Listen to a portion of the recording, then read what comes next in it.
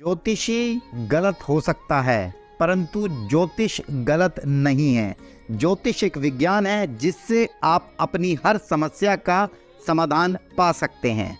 नमस्कार।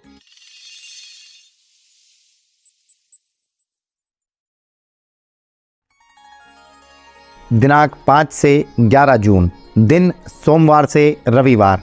बात करें 5 जून की तो वर्ल्ड एनवायरनमेंट दिवस है, विश्व का पर्यावरण दिवस है। तो इस समय पर हम माँ प्रकृति और माँ धरती के लिए कार्य करें और हो सके तो हर व्यक्ति एक एक पेड़ लगाए।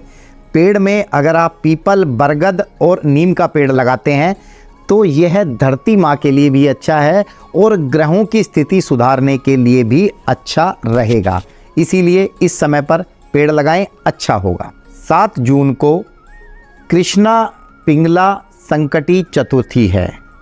यह समय गणपति आराधन का अत्यधिक महत्वपूर्ण समय होता है। इस दिन 7 जून के दिन बुधवार भी पड़ रहा है। आप भगवान गणेश जी के मंदिर में जाएं और अगर आपके शहर, आपके क्षेत्र में कोई सिंदूरी गणेश जी हैं तो उन पर लाल सिंदूर जो हनुमान जी को अर्पित होता है वो सिंदूर चढ़ाएं, उसका अत्यधिक लाभ आपको प्राप्त होगा।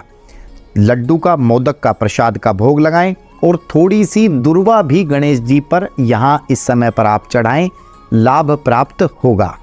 10 जून को कलाष्टमी भी है और मासिक कृष्ण जन्माष्टमी भी है जो प्रत्येक मंथ आती है। इस समय पर भगवान लड्डू गोपाल को या भगवान कृष्ण जी को तुलसी, माखन और मिश्री का भोग लगाएं, अत्यधिक लाभप्रद होगा। तथा यदि आप कुछ देसी जो कच्ची लस्सी होती है वो बनाकर माखन और मोतीचूर के लड्डू भगवान कृष्ण को अर्पित करते हैं तो वो भी आपके लिए अत्यधिक लाभप्रद होगा।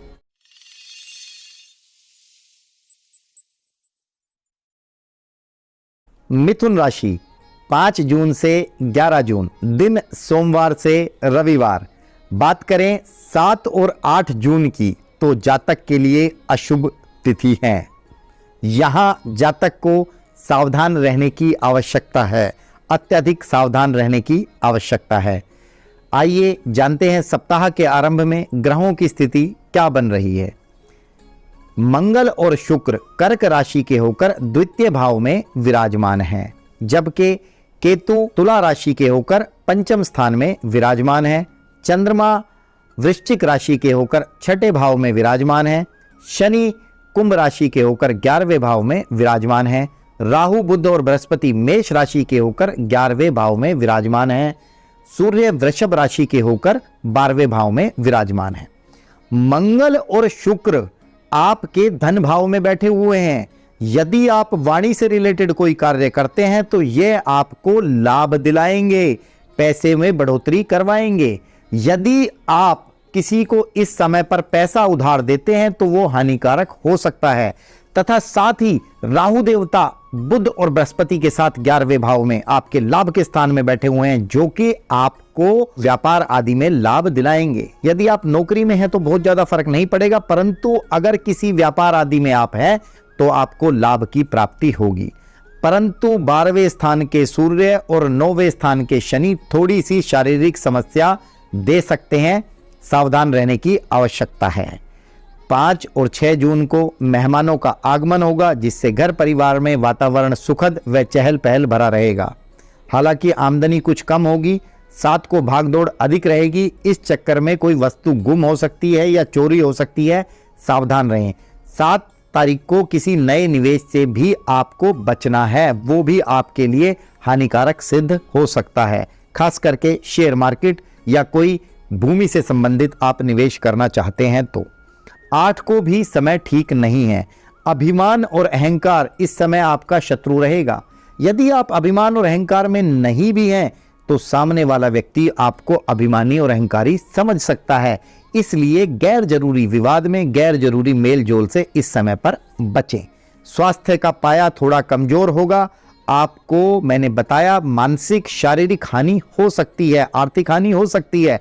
पीठ दर्द, सरदर्द की समस्या आपको सता सकती है। आपका समय व्यर्थ के कार्यों में नष्ट होगा। 9, 10 और 11 को समय अनुकूल आ जाएगा। सहकर्मियों की सहानुभूति हासिल होगी। सहकर्मी आपकी तरफ सहयोग का हाथ बढ़ाएंगे। परिस्थितियां आपके पक्ष में हैं। कोर्ट कचहरी के मामले या कोई पुराना लंबित मामला या कोई वाद विवाद का मामला समझौता कर लेने में आपकी भलाई होगी और आप समझौता कर भी पाएंगे। कैरियर में तरक्की की स्थिति बन रही है। नौकरी पेशे वाले व्यक्तियों को नया प्रोजेक्ट मिल सकता है या कोई पुराना चला हुआ प्रोजेक्ट इस समय पर संपूर्ण हो सकता है। कोई आप नया कार्य इस समय पर आरंभ कर सकते हैं। जो व्यक्ति व्यापार में है वो इस समय पर किसी नई डील को साइन कर सकते हैं या कोई नया बड़ा कार्य यहां पर उनको मिल सकता है। मित्र व प्रशंसकों का लाभ यहां पर मिलना संभव है।